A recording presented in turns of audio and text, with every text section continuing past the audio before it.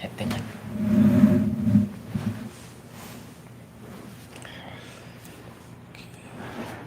Welcome everyone to our meditation. We hope that our sound is okay now for our friends who are joining from us from YouTube. And it's very glad to have you all for this meditation this evening. After a long time, today we have all three monks sitting here. And also we are so fortunate to have Bhante Pun also with us. And so let us make use of this opportunity and then guide our mind to experience one of the most wholesome states that we ever can experience, the unlimited, boundless loving kindness.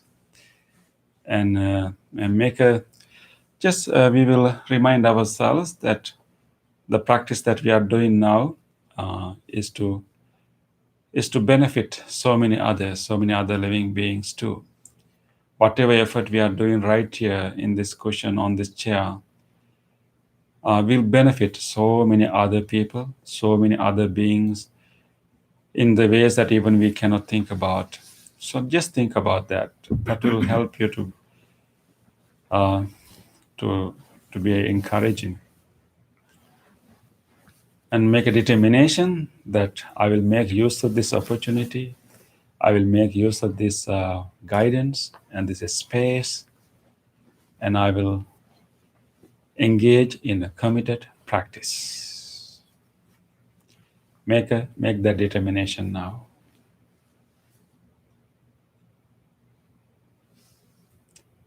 With that determination, let us listen to the sound of the bell and draw our whole attention inward and try to establish our attention in our body and try to feel it as it feels to us right now.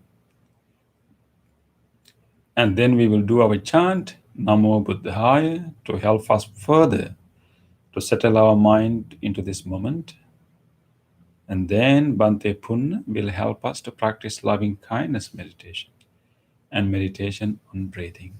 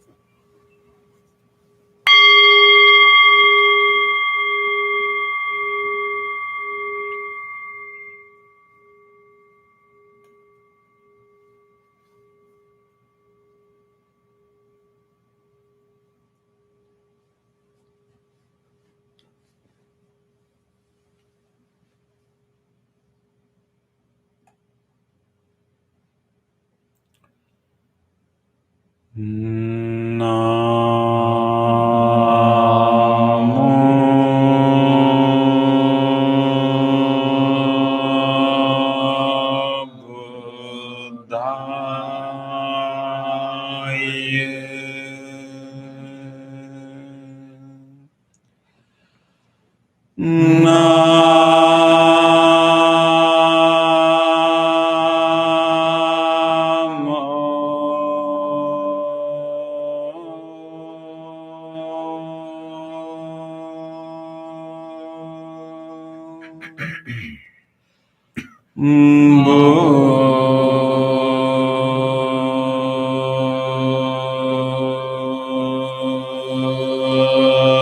Buddhaya.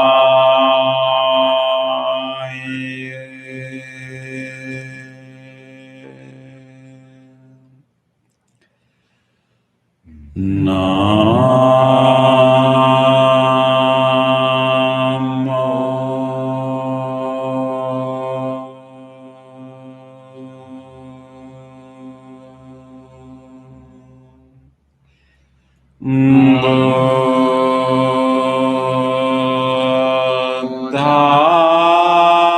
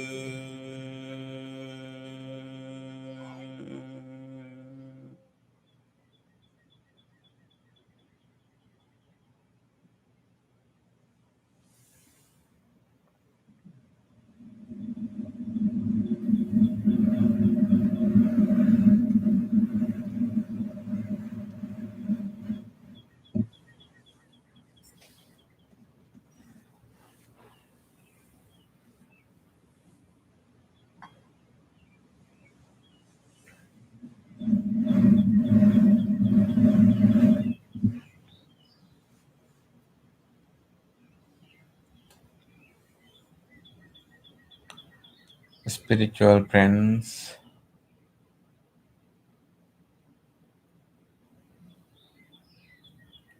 now we will start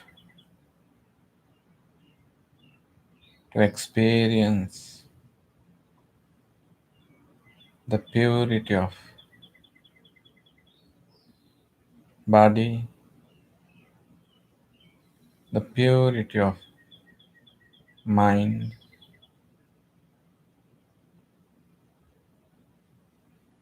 the relaxation of the body, the relaxation of the mind.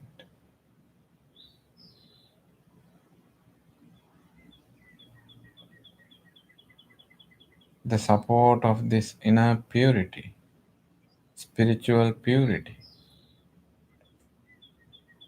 we will settle on a thought which is known as the loving kindness.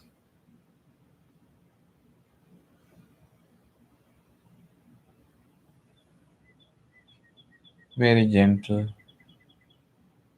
very precious thought.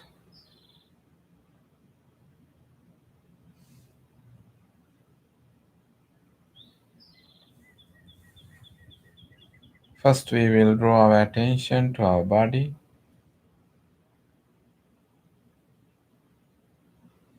and scan the body, feel the body from the top of the head to the tips of the toes.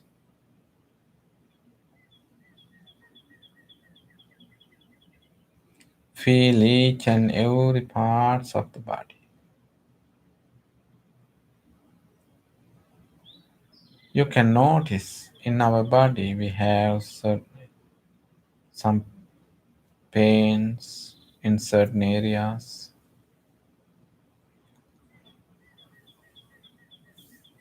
chronic stressful pains, tightness in certain areas.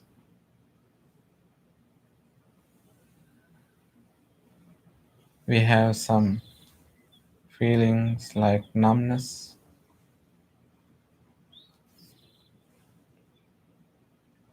some itching sensation on the skin sometimes. Feel all of those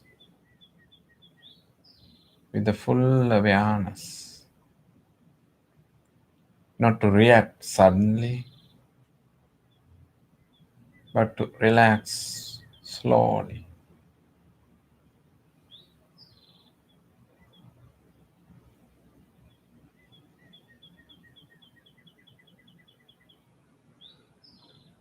We have done enough reactions. It is enough. Really, it is not working. We used to believe, but it is not. Relaxation is better than any so called reactions. That is why we feel our body and notice the feelings of the body. And when very gently we feel them and relax.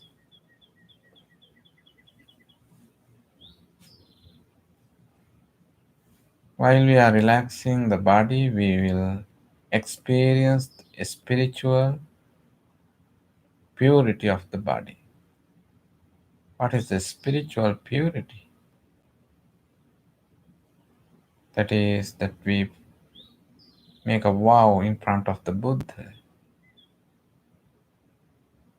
We promise that we are not engaging in any harmful actions, physical actions.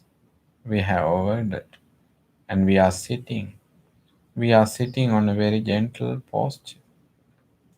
We are not moving our body. We keep our body motionless in a motionless posture.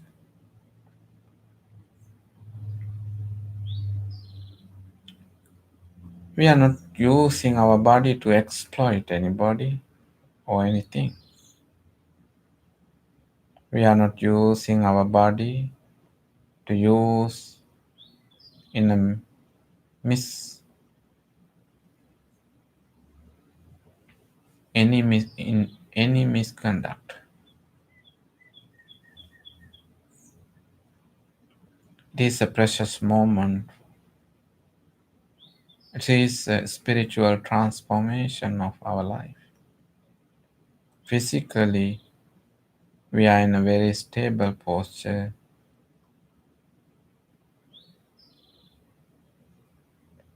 We have a spiritual purity in our body. With this spiritual purity of the body, we relax the body from the top of the head to the tips of the toes. We relax the forehead. We gently close our eyes, and we all have already have closed our eyes. And gently close and relax. Feel your facial muscles and notice the beautiful smile.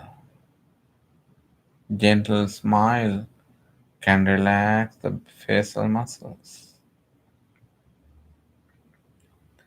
Invite a lovely smile onto your face and relax.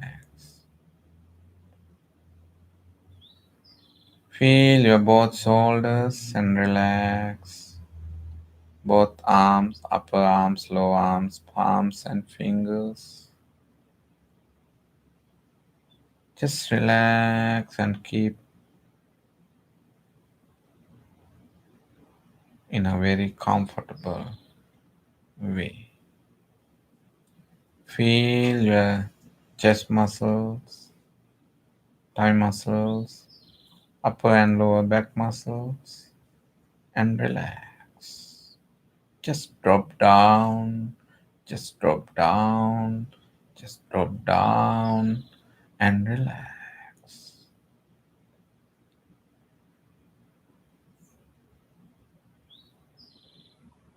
Feel slowly loosening the tightness of the muscles,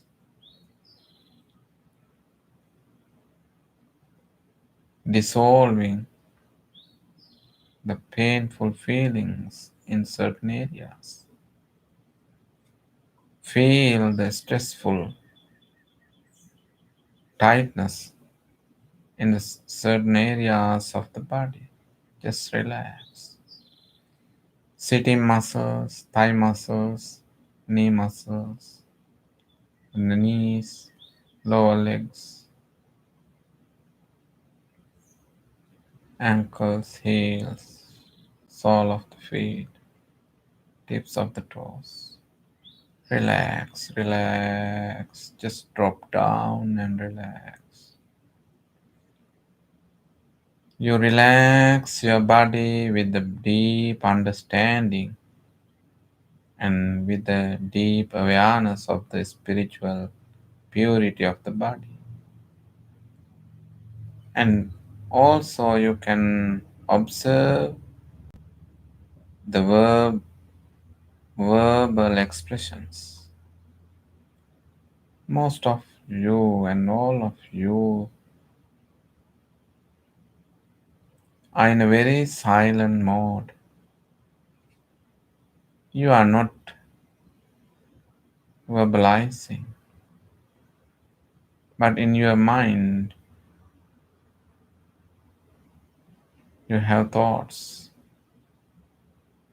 The thoughts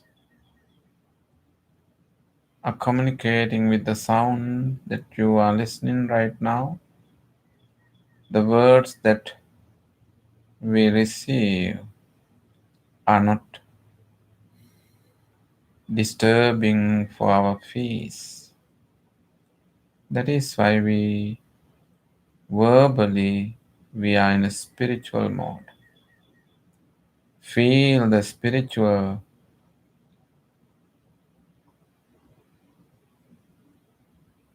strength of the word.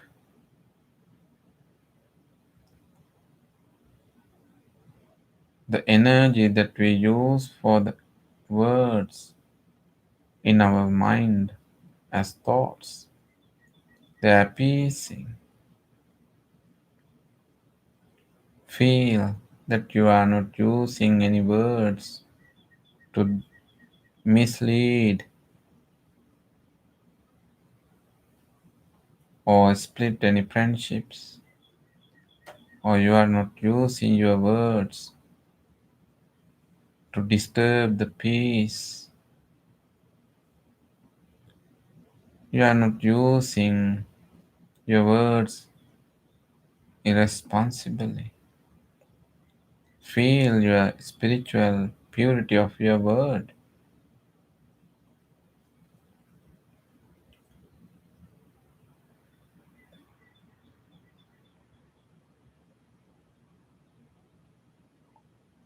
Bring your awareness into your mind. Yes, we have thoughts related to the past, but we can notice that the past is gone. Only we have a memory.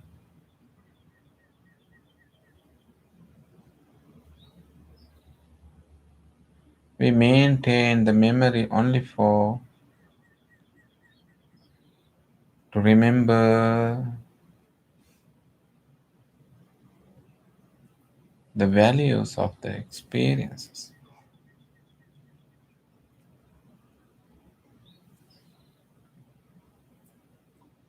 We are not creating any harmful reactions for the past. Past is gone. That's only just a memory. If you experience any of disturbing thoughts with the respect in regarding to the with regard to the past, just understand the past is gone and let them go.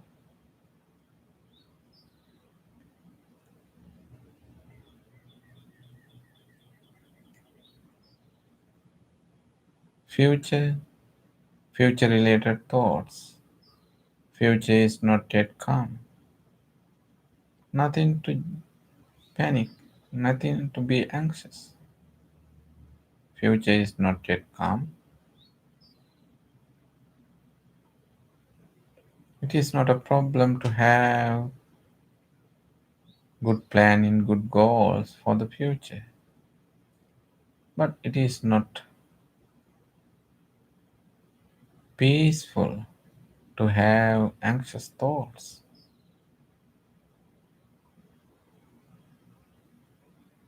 When things come, we'll play. When things come across, you are ready to face. Otherwise, just let them go. Bring your awareness to the present moment, right now, right here. Observe your mind. By letting go the past, by letting go the future, you have come into the very pleasant state of the mind. It is now. Now we are in a spiritual gathering. We are in front of the teachings of the Buddha. We are in front of the statue of the Buddha. We are in front of the disciples of the Buddha.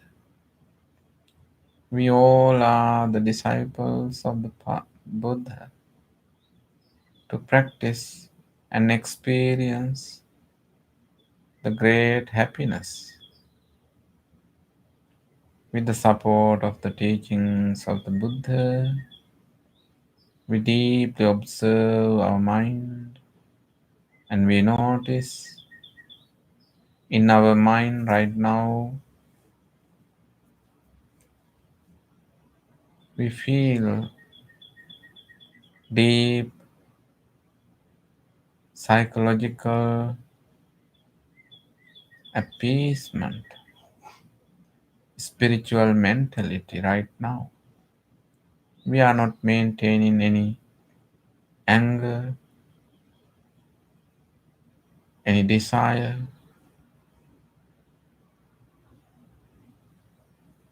restless thoughts,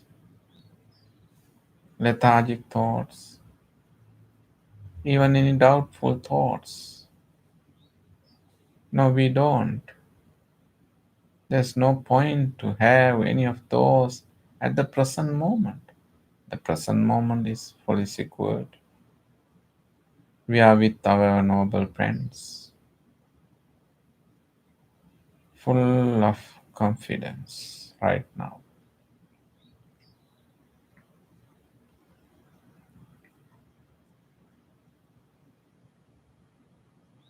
With the support of this beautiful clear mind.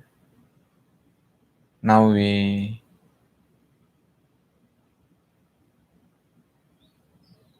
use our mind to direct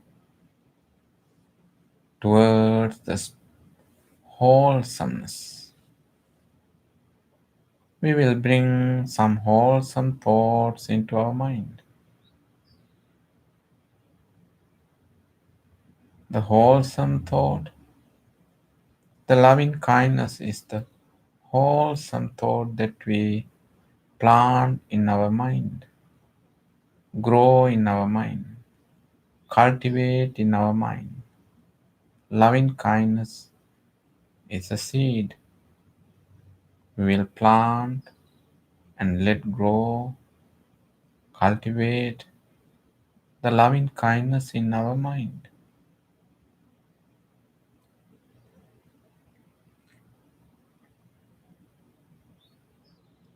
Observe and understand the great details of the loving kindness. Loving kindness is a set of qualities. In loving kindness, we have compassion, tolerance, patience, appreciations, forgiveness, generosity, truthfulness, worthiness, mindful attention. We have all of those great qualities in our loving kindness. Just imagine how a mother take care of her only baby. She experienced a wise mother, lovely, compassionate mother, experience all of those great qualities in her mind towards the baby. We will take care of our mind like a baby. We have to have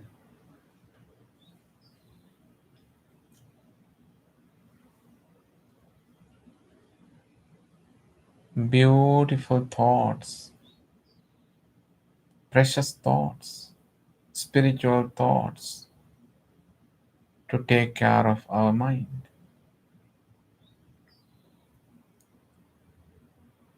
The mind is the most precious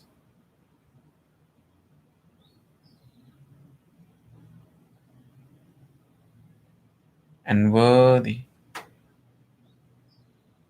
appreciative factor. Observe the beauty of your mind. Very gently you are organizing your mind into the wholesome mode. May my mind be well, be happy, be peaceful.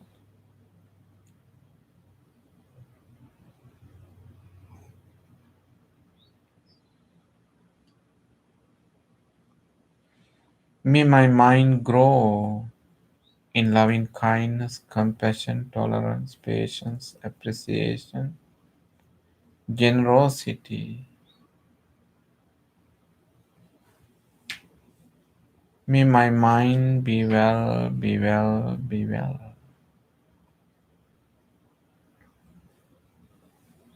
We can use our lovely mind to take care of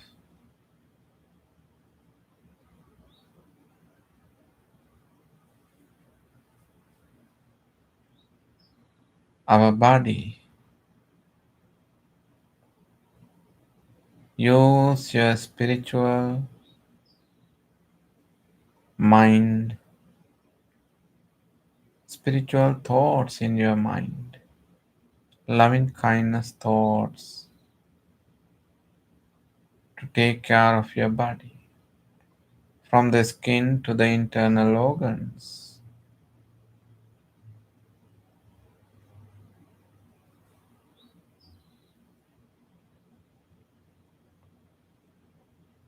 The skins, the muscles, the bones, may they be well. Be healed, be healed, be healed.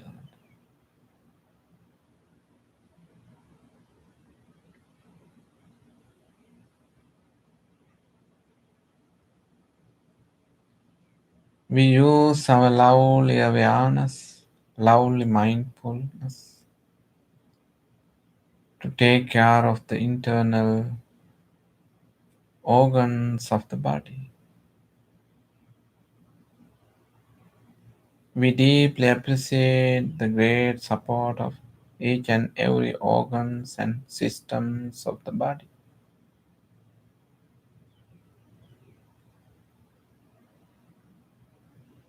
The respiratory system be healed.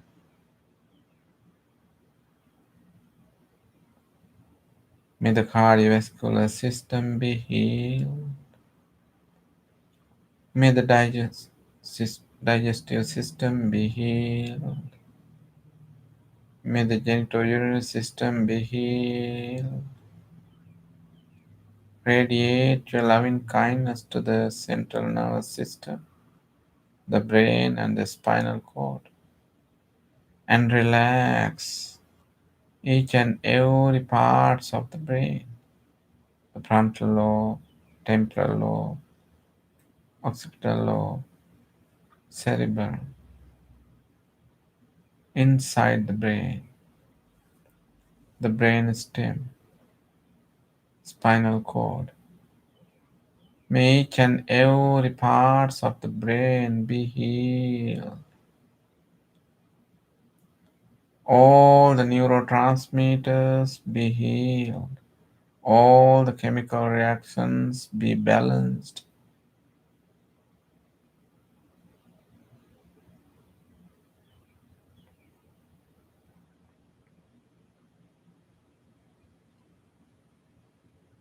May the spinal cord communicate with the brain and the rest of the body well.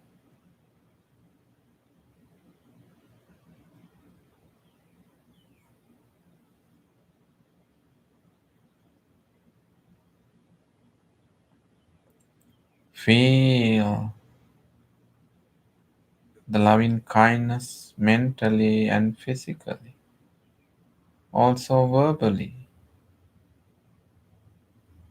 Feel the loving kindness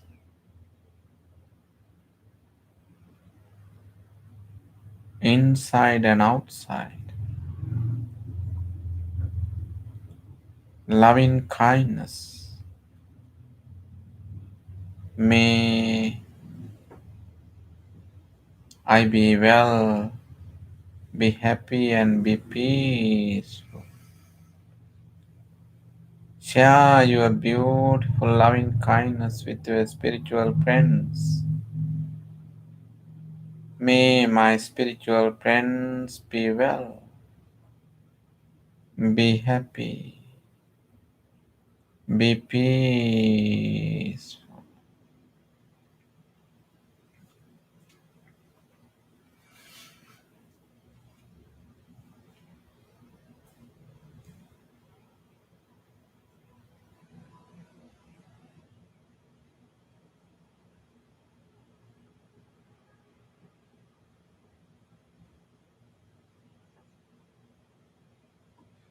Expand your loving kindness. Yes, sometimes you have irritated friends, disagreed family members. That is the nature. But they are looking for some solace, some peace.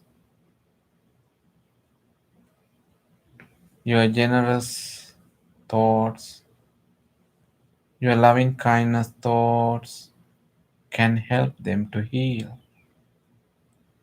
May the family members, friends, and relatives be healed. Share your limitless loving kindness with the people in your neighborhood, in the neighboring neighborhoods, the cities, neighboring cities, the counties, neighboring counties, state, neighboring states, throughout the nation, neighboring countries, all around the world. May all people be healed. May all beings be healed. The direction of your front, back, left, right, and above and below. May all visible and invisible, near and far, large and small,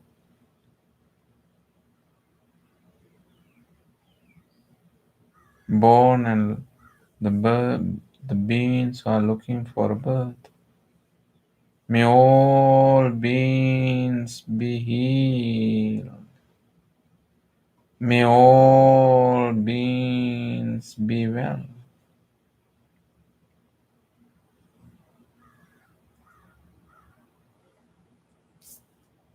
With the beautiful loving kindness wish, now you can feel the inner peace that you have already earned by spreading and cultivating the loving kindness within. Your mind, your awareness is ready to rest on loving kindness.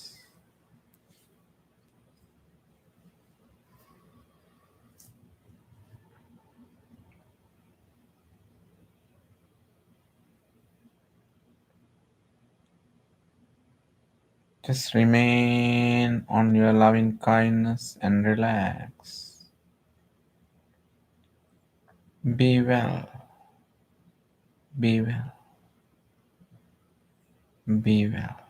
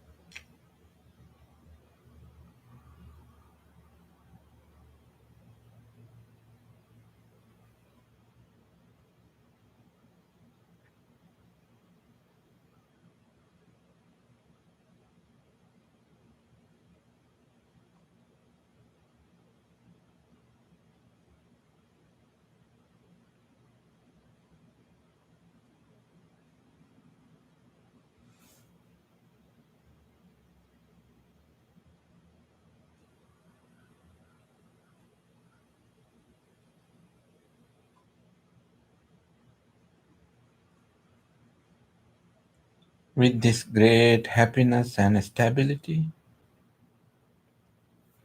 we will focus our attention to the breath.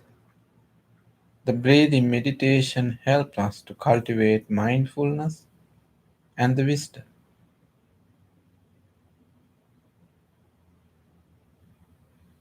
We will focus our attention to the natural breath, the breathing in and out is occurring.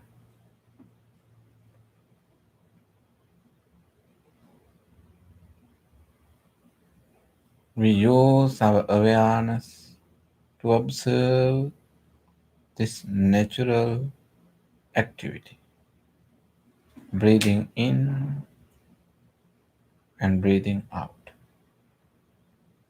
Just relax and observe the breath.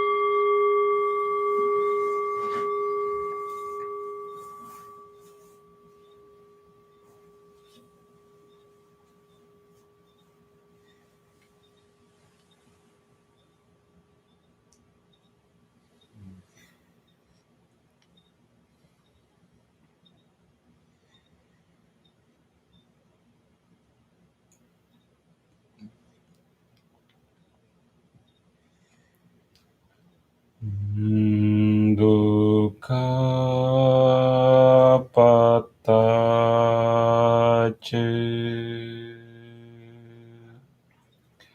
Nidukkha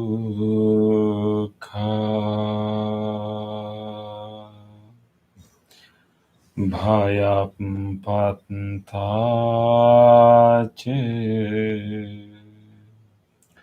Nibbhaya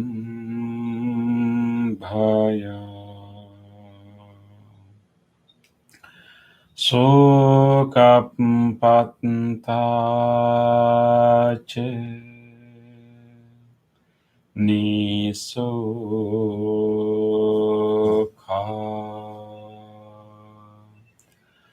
Hontu sabbepi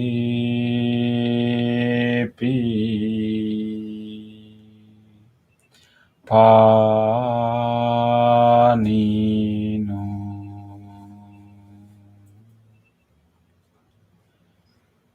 May all those who are suffering be free from suffering.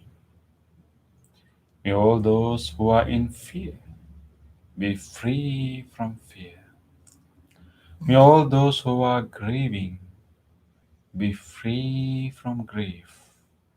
May all beings be well and happy.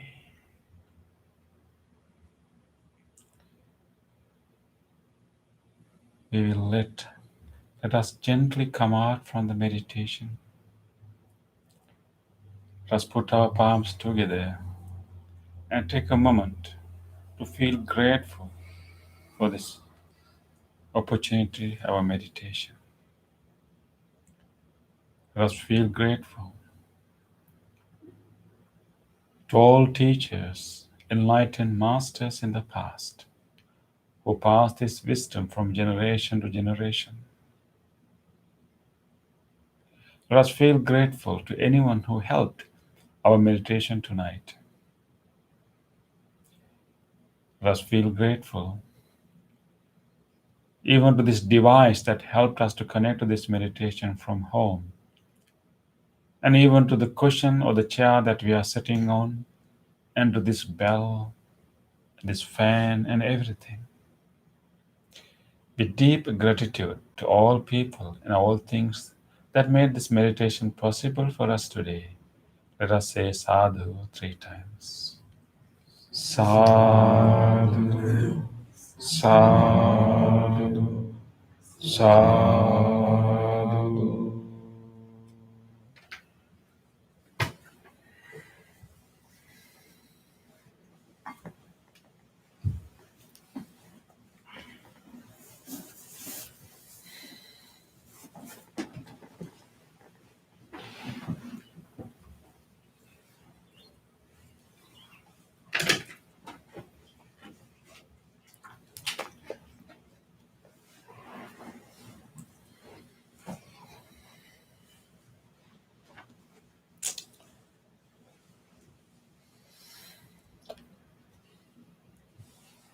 Okay, so we all made the internal journey to experience loving kindness. And thank you, Bhante, for helping us.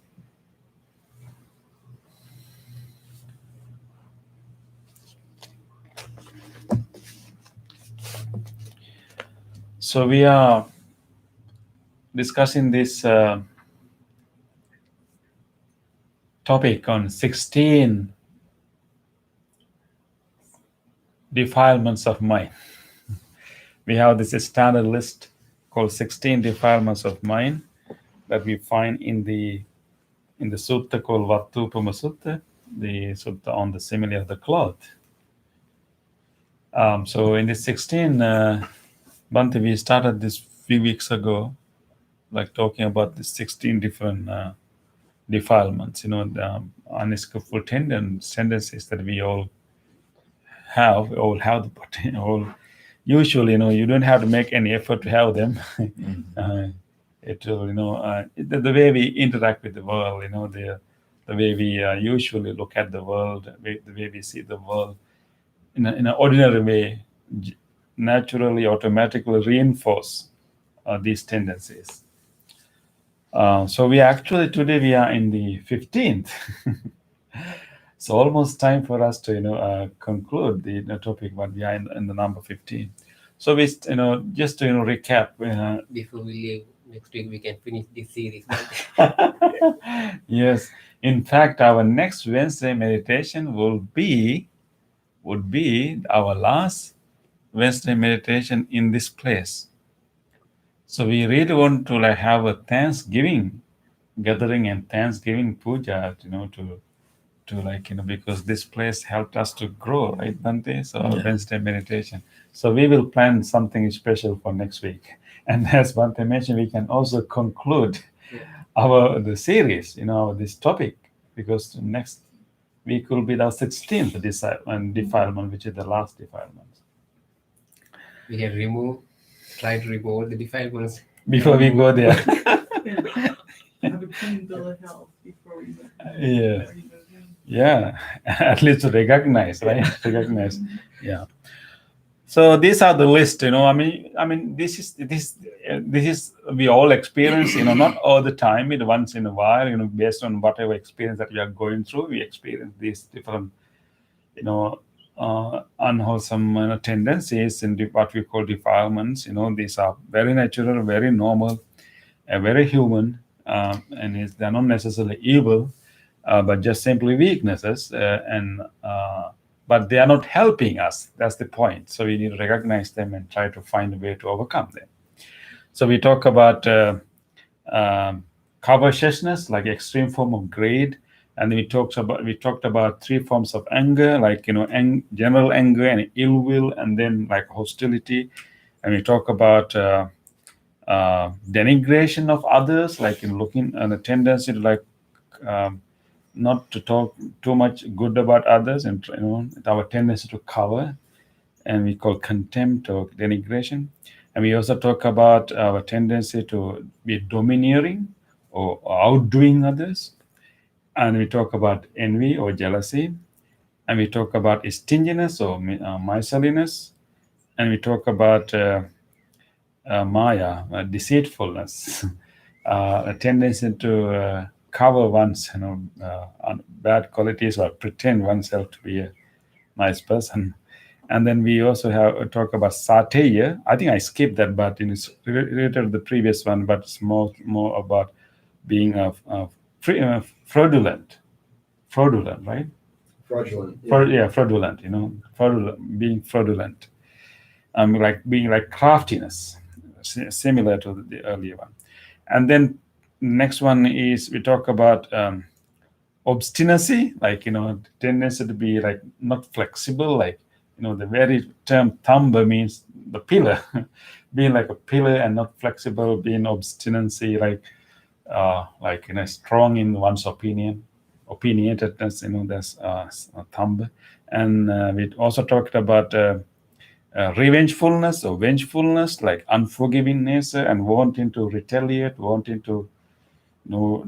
retaliate, like do for, like like eye to eye, that kind of tendency, revengefulness. And last week we talked to man and atiman, which is conceit or pride and arrogance. We talk about like man is the actual measurement, so measuring oneself against others, either measuring oneself as higher than others, measuring oneself as equal as the others, or measuring oneself as lower than the others.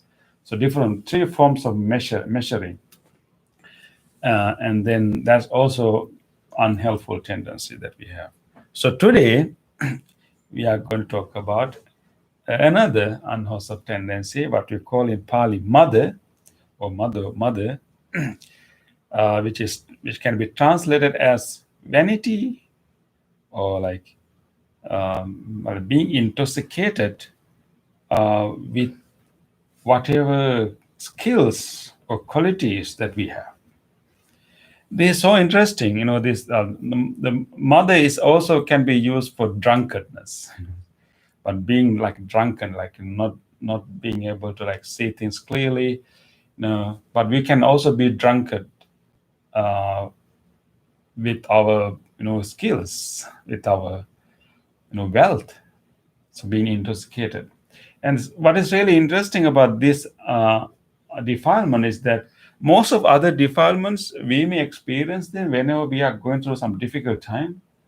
Those things will manifest when we are like anger, all these things.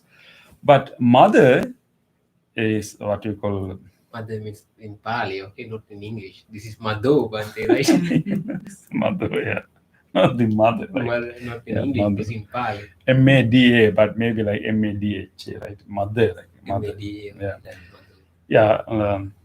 Yes, it's also from Majja, actually. Yeah.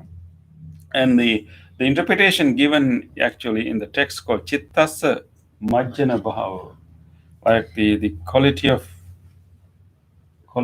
being intoxicated with one's strengths. It's related to pride. We talk about man, which is like conceit and pride. This is also related to the same thing, like very similar mental state, but slight differences here is that you become blind and you become intoxicated with that. Which destroys the natural shape of mind or natural shape of our body and our behavior. Yeah, because especially because it's related to the word, the Majjana Bhava, related to the fifth precept. It is a familiar word for us. Suramereya, Majja, Pamadattana. Majja means the same word we use here. Intoxicated because of external drinks, like drinks or drugs. Yeah. But we can also like destroy our natural clarity of the mind by some other things, thinking like, too much about being so prideful about whatever skills or strength we have.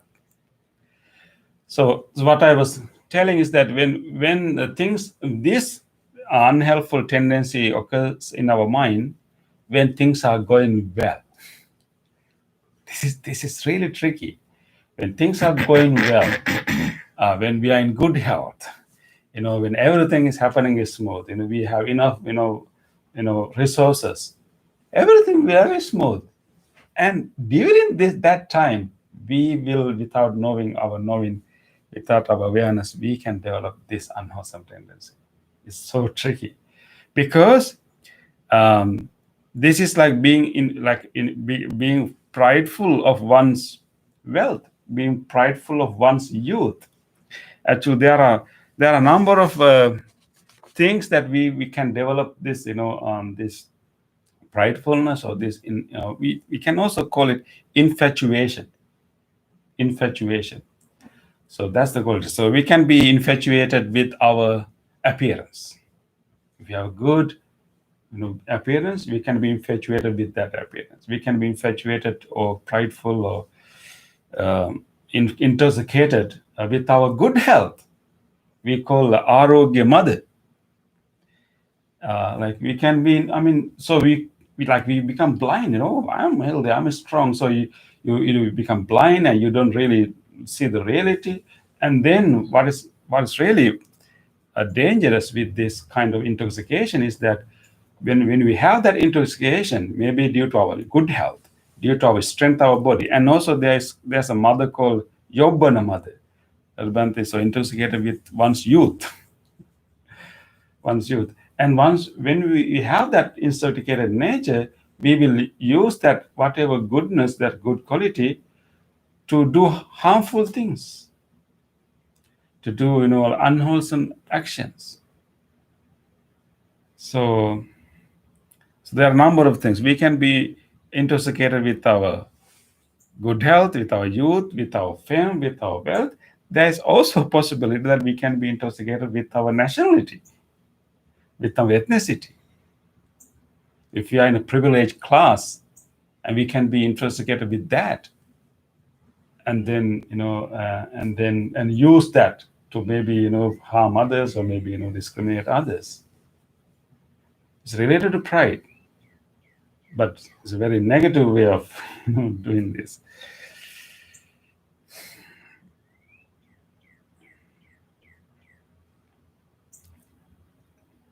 So what is happening there actually, because as Bhante mentions, we lose the clarity, and we also lose our understanding of the reality.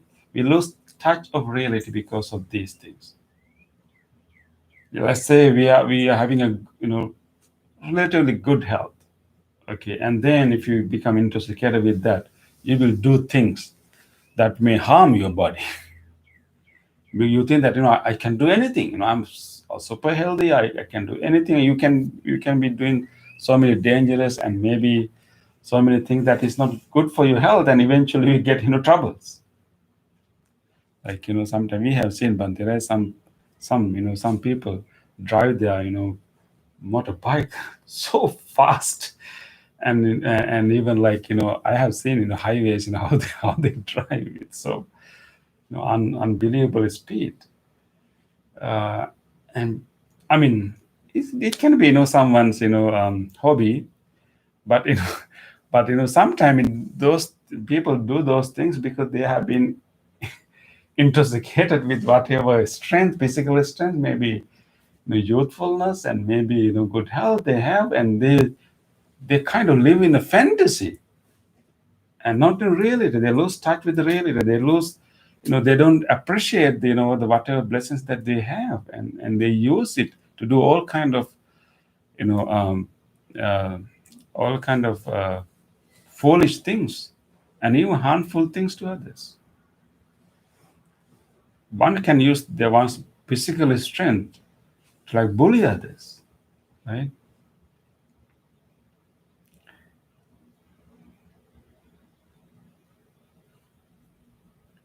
So we can be intoxicated with so many things, not only with alcohol and drugs.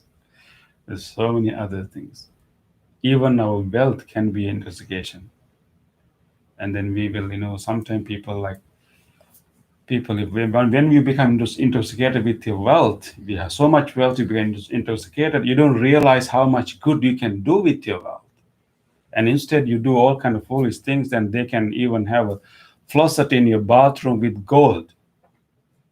I mean, there are reports about some people who are having having their faucet in their restrooms with gold.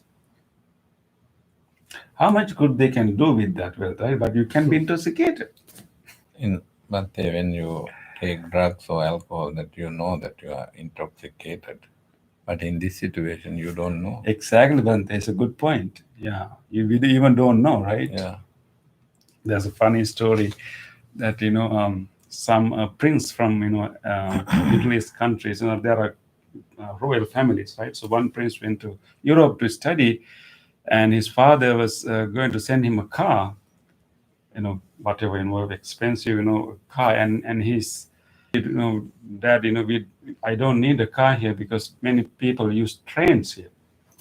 And the father said, in that case, I will send you a train, not a car. So it's basically, as Bhante mentioned, we don't know. We live kind of fantasy. The issue here is that one issue is that we will do all kind of foolish things and unwholesome things, and we will discriminate others, we look down on others. and then that itself is it's a bad thing. We are using whatever blessings that we have, strength we have to do harmful things. And the second thing is that all these blessings, all these strength, weaknesses are not going to stay with us forever. They're all temporary. And when you are living in that fantasy and being intoxicated with these, this strength, these, blessings, and when these things start to collapse, and you are here, and you will go down all the way and hit the bottom. And very easily, because you cannot live in a fantasy forever. Because reality is not this. We can be very easily intoxicated with our youthfulness, with our health, with our wealth, but these things are not going to be there forever. And we can live in a fantasy, and those are, and we cannot maintain that.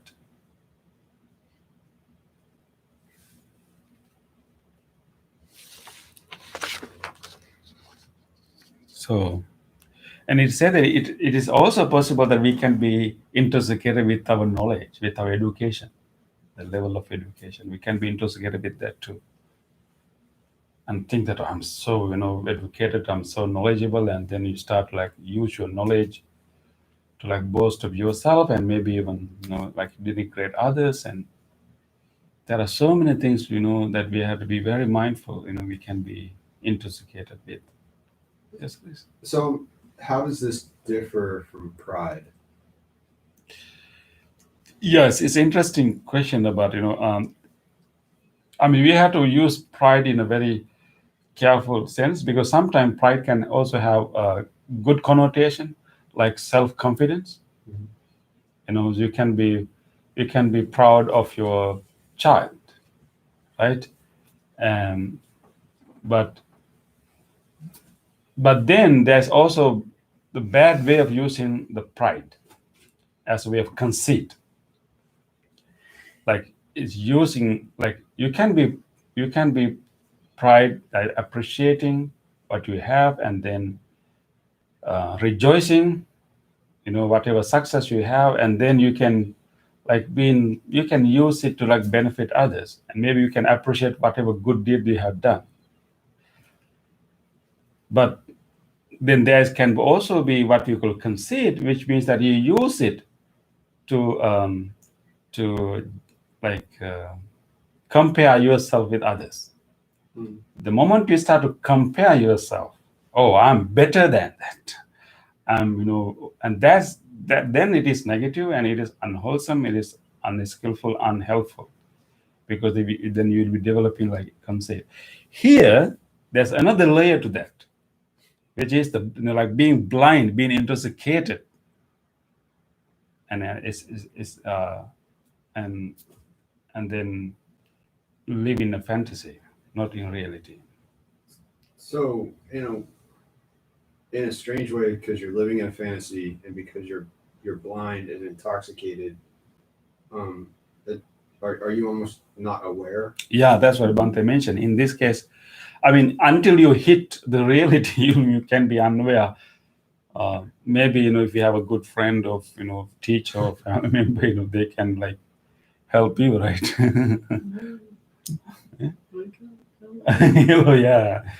Yeah. Otherwise, that is why it's so difficult. So difficult for sometimes for us to educate other people, and they are not ready to accept. They can be so infatuated, so intoxicated. And there's interesting sutra actually, when Buddha was reminding of his youth as a prince, and he mentioned, in the Sukumala Sutra, Buddha mentioned that when I was a young prince, I had these facilities, and he explained all the kind of luxuries that he had, and and he was the only man living among young girls and women, and that kind of thing, and you cannot believe what kind of luxuries that he had. But he recalled later that even though I had all these things, but I was thinking that can I have them all in my life? Can I have my youth throughout my life? And am I beyond old age? Am I beyond the possibility of getting ill? And am I beyond the death? And he was able to still contemplate on that. And then he said that I was so lucky that I was not intoxicated. He used the term mother. I was able to catch, and I was able to be away from the intoxication of those luxuries that I had. And so when everything was good and everything was so nice and so perfect, that's where we get this. But fortunately, maybe for our fortune, also the Prince Siddhartha was not intoxicated. And even though he had all this luxury, he had 3 palaces for 3 seasons, but somehow, because of maybe his prior training, whatever, he was able to detect the superficial nature of all these luxuries, and he was able to see through it.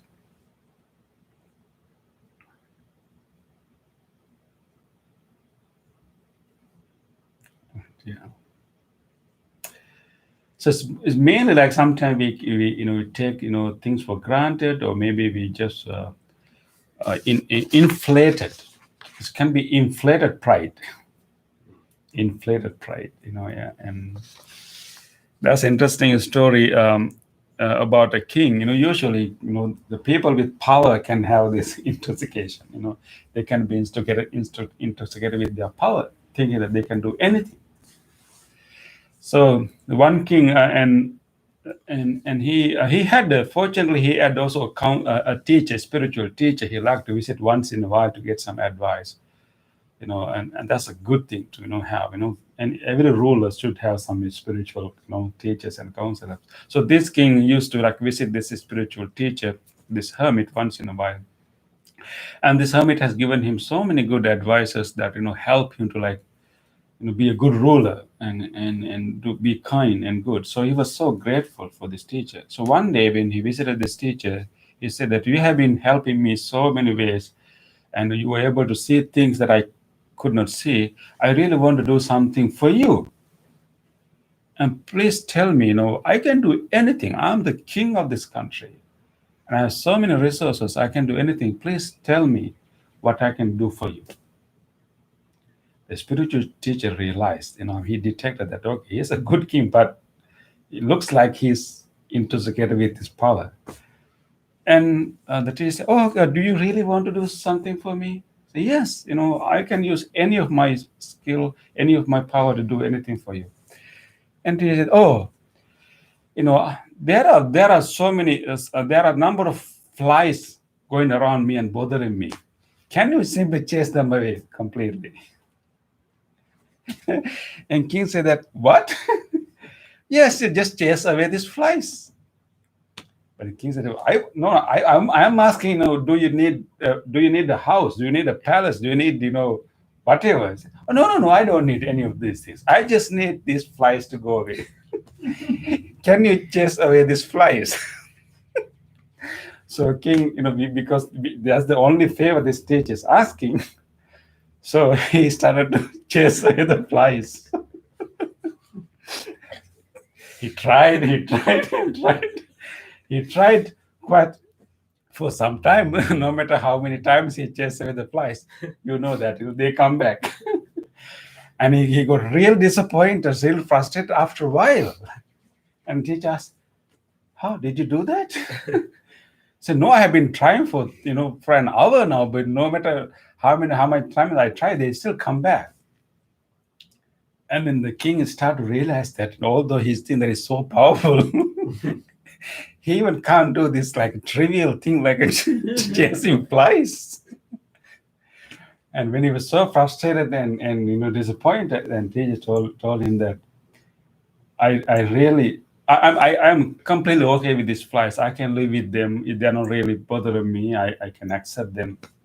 But what I really need you to learn is that you should not think that we have power to do everything.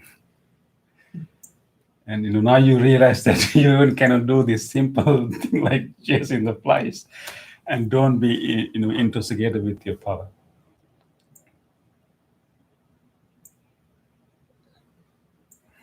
Have you heard people say drunk with power?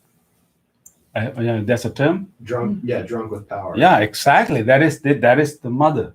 Mother, yeah.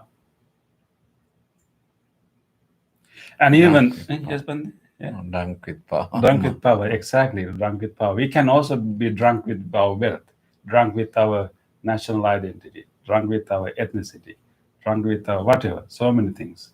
With our youthfulness, drunk with our good health too, drunk with our education or knowledge. That's the funniest thing, right? Yeah. And there's also interesting story, of the Buddha himself. Actually, there was also a very powerful king called King Pasenadi. At the time of the Buddha, political environment was really tricky. There were units. There were, you can call them countries, but like countries that governed by a council of people, not one person, but council of people. And there were also countries governed by one ruler, the kind of kingdoms. There were confederations and kingdoms. There were two types of governing. And these, the kingdoms were getting more powerful and powerful. They were kind of swallowing the small, small countries. And there were like four kings that were becoming so powerful. But there were two kings who would usually come and visit the Buddha quite often. And this King Pasena, the king of the big kingdom called Kosala, used to come to see the Buddha. And also Buddha also gave him a kind of teaching that, it reminded me of this, mother, this quality, vanity. Because one time when he came to the Buddha and Buddha asked him a question, because during that time, they always had to protect their country. They always looking for opportunities to conquer other countries, and they also had to be very protective and defensive to know that whether the other rulers are try to get their country. So they had this system called spies. They will have spies all over the place, and Buddha said that imagine, I would like to, Buddha told the King Pasenadi, I would like you to imagine a scenario. Imagine that as one of your spies come and told you, then there is a huge, like a mountain-like boulder, like as high as the clouds are rolling towards you from the direction of east. If one of your spies come and tell you that such a boulder is now rolling towards your kingdom, continuously coming, what you can do? And he said, okay, I have this big army, I have horse army, I have elephant army, I have archery, I have all this big army. But if such a boulder, like a mountain-like boulder, is coming towards me, I may not be able to do anything with my army. And Buddha said, there's another spy come and tell you that from the direction of the west also the similar things is rolling towards you. And another spy come and tell you there's also same thing is coming from the direction of the north and also from the direction of the south. So 4 boulders rolling towards your kingdom and crushing everything on its way. What we can do? He thought for a while. Nothing. He has nothing he can do with his power. And Buddha said that, okay, in that case, now I declare you, such 4 boulders are now rolling towards you. And he should really get afraid, because Buddha is the one who's declaring now. And Buddha said that those 4 boulders are old age. That is rolling towards you, just like that, like a mountain. Can you do anything with your army, with your horses, with your elephants, your old age? And your possibility of getting sick. And your inevitable death. And also Buddha said the 4th one. And if you did not live well, your inevitable rebirth, most probably in a woeful state. And this, like not only death, but also unfortunate birth again. So these 4 boulders are now rolling towards you. What we can do? Can you do anything with your army? said, no. Then what you can do? I said, okay, only thing I can do, maybe just use whatever leftover time for me to be a good ruler, to help others, to be kind and compassionate and live the best way I can live. So Buddha did that to Kimpase Nadi. Maybe he was able to get rid of his intoxication of power.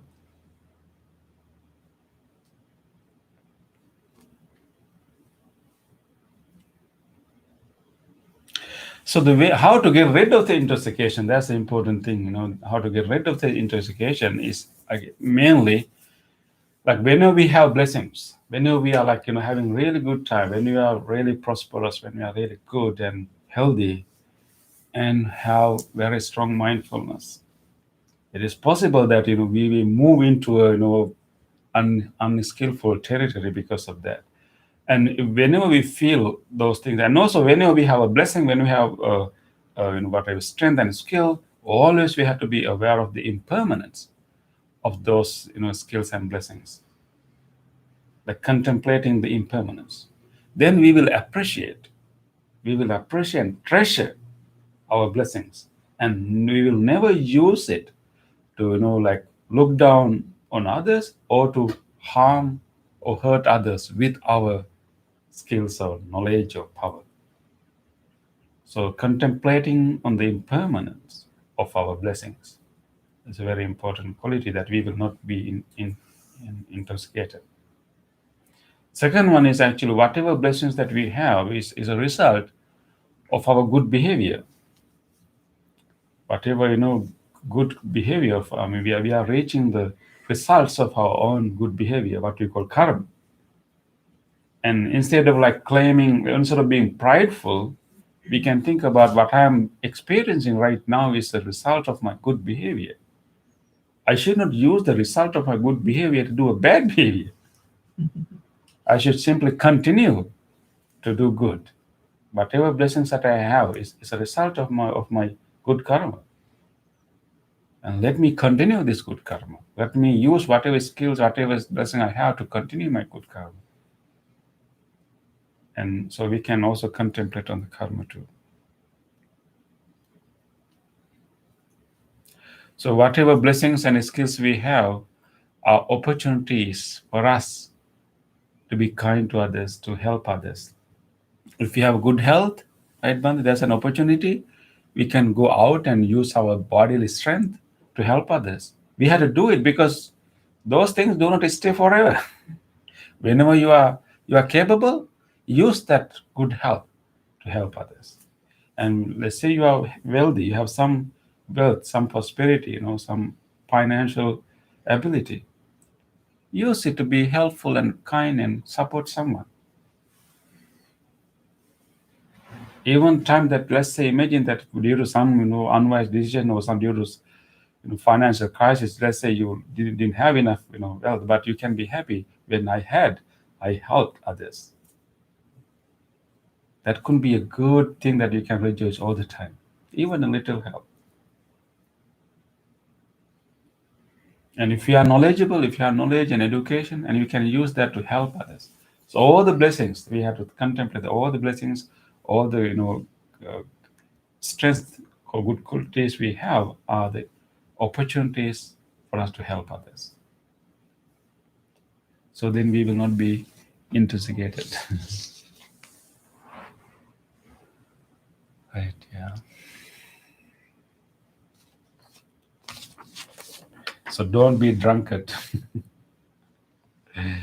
Drunkard with the whatever strength we have.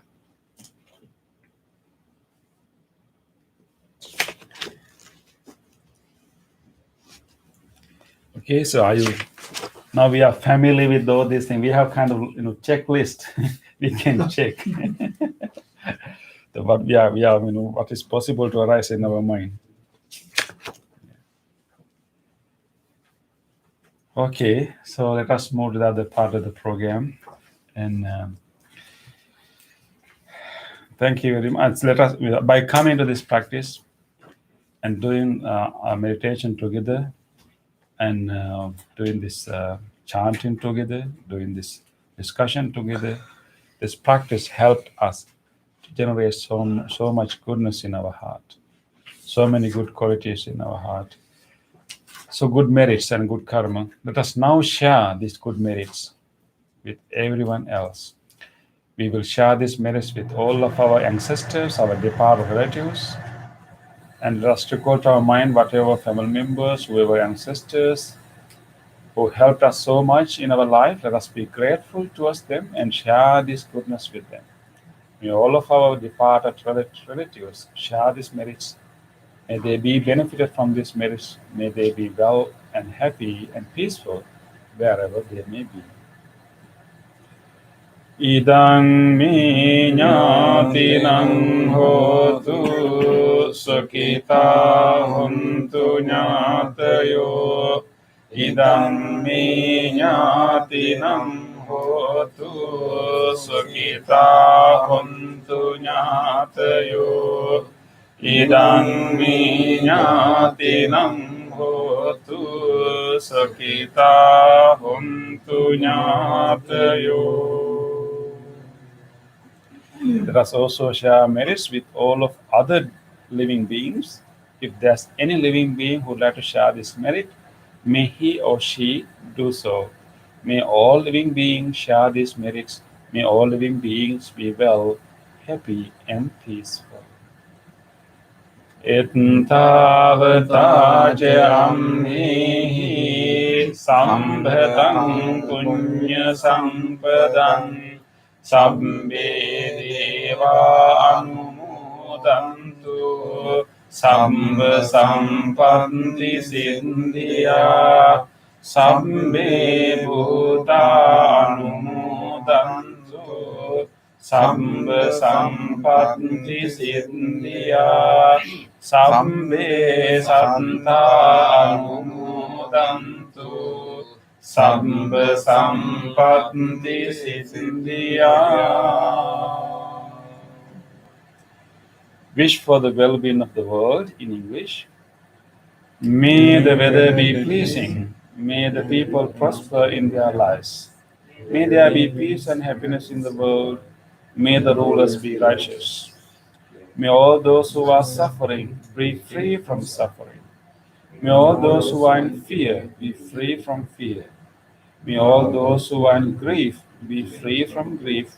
May all beings be well and happy. Aspiration. May this wholesome act quicken the liberation of my mind from mental defilements. By virtue of this wholesome act, may I never follow the unwise people.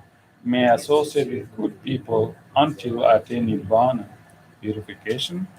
If by body, speech, or mind I have carelessly done wrong, I acknowledge them all in front of the Tathagata of great wisdom and determine to be heedful. We will now do our blessing chant, wishing all of you all the good blessings, and we are going to chant the Loving Kindness Sutra. Loving Kindness Sutra is a sutra given by the Buddha with great compassion for all living beings, and this sutra has wholesome vibrations and loving kindness power. So we are going to chant the same sutra for you now, wishing you all blessings to have good health, peace, and happiness. May you receive the blessings of the great compassion of the Buddha and blessings of the wholesome vibration that we are radiating now. By the power of these blessings, may you have strength, courage, and patience to overcome all the difficulties in your life, and may you be blessed with good health, peace, and happiness. You may also recall to your mind whoever you want to share these blessings with, your family members, your friends, people who are sick. Recall them to your mind and share these blessings with them too. Today, especially, we want to keep in our mind our Nancy's mother and wishing her peace, wishing her comfort in her body, and wishing her soothing healing. And may all of you receive these blessings. May all of you be well, happy, and peaceful. Namo tassa bhagavato arahato samma sambuddhassa. Namo tassa bhagavato arahato samma sambuddhassa.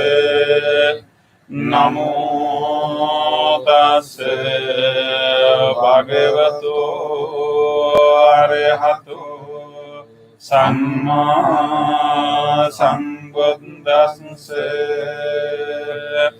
Karaniya kusalena yantang santang padang abhisamicca sakko jocha sojocha suvacho chansamudu anatimani santosansakocha subarocha ampaginchocha sallahuka buddhi santindriyocha nipakocha ampagambo pulesu ananugindo nacha kundang samacare kinchiyena vinyo pare upavadeyong sakino vakemino hontu sabbe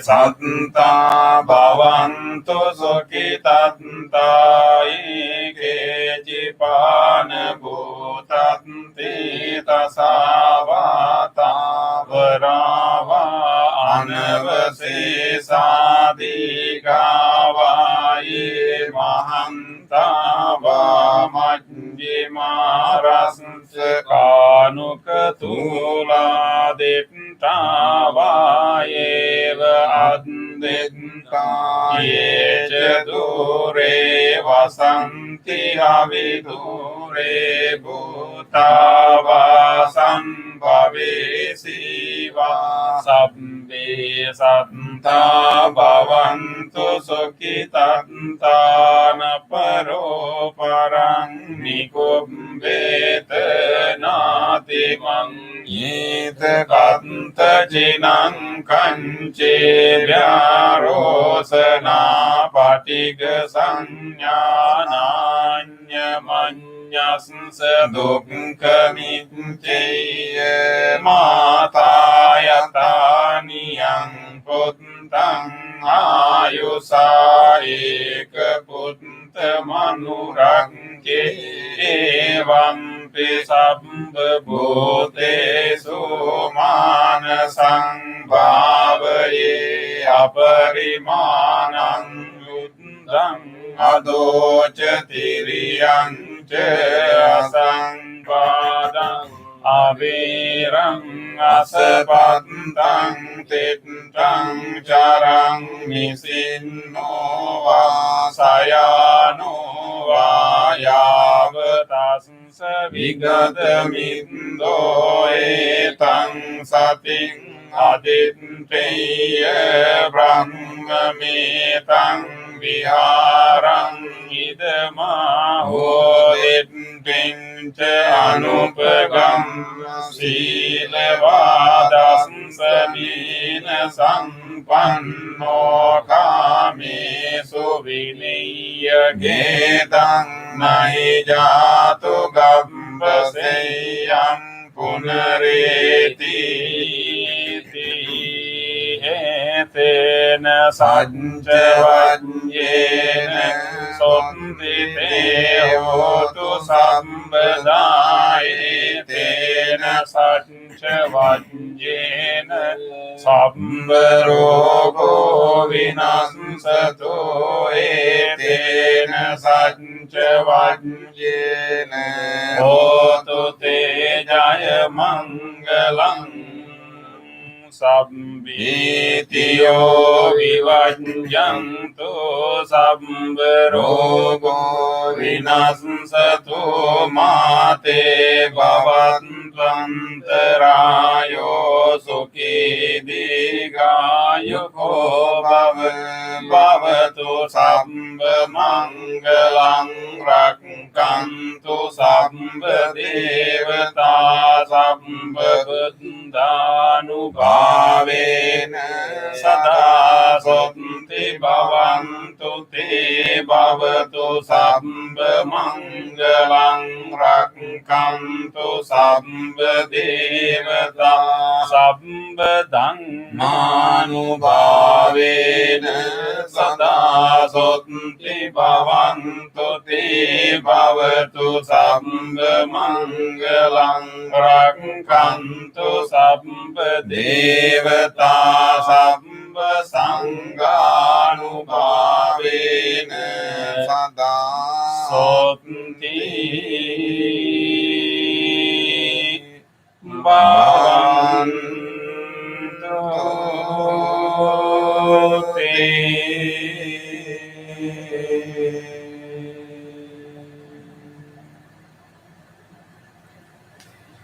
Let us spend a moment of reflection. Let us take a moment to recall to our mind whatever kind deed that we were able to do during last few days.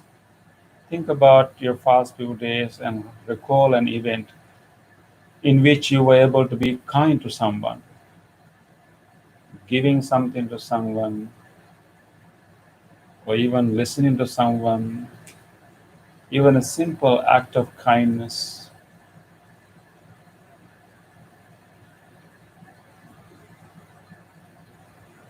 Let us rejoice. Let us rejoice these opportunities to be kind. On this day, or in the past, if I have done kind deeds to other beings, with my body, speech, or mind, whether great or little, here before the Buddha, I call to mind those kind deeds, and let my heart rejoice. I rejoice in those kind deeds, appreciating the opportunity to be helpful to others. I rejoice in those kind deeds, wishing more opportunities to practice compassion.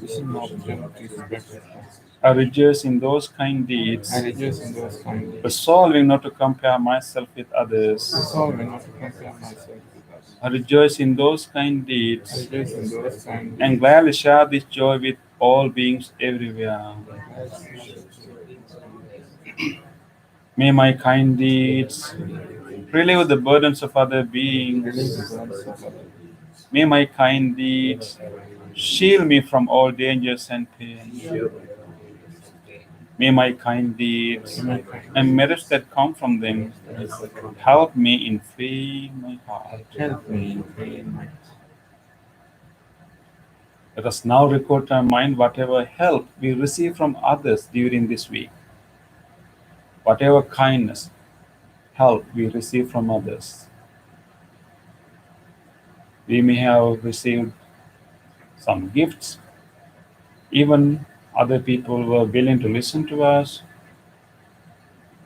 And just think about the moment that you were given kindness by someone.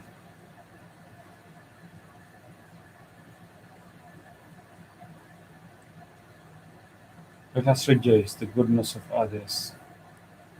On this day, or in the past, if I have seen or heard of the kind deeds done by others, with their body, speech, or mind, whether great or little, here before the Buddha, I call to mind those kind deeds, and let my heart rejoice. I rejoice in the goodness of others, being always ready to praise kind people and follow their example. I rejoice in the goodness of others, appreciating that there are many good-hearted people in the world. I rejoice in the goodness of others, expressing gratitude for any kindness done. May the kind deeds of others bring safety and happiness to many living beings. May the kind deeds of others foster gratitude and fellowship among many living beings. May the kind deeds of others nurture goodness in me and many living beings. Sadhu, sadhu, sadhu.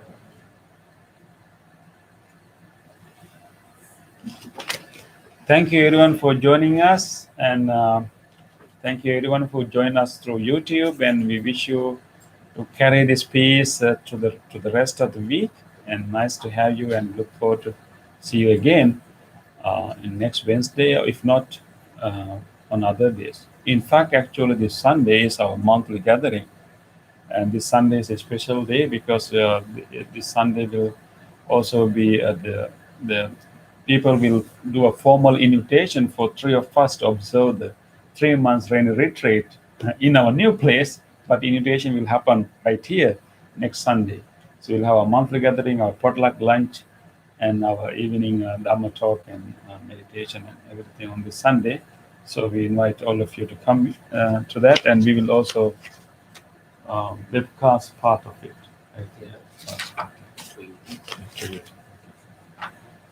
Thank you, everyone, and wish you good night and good health.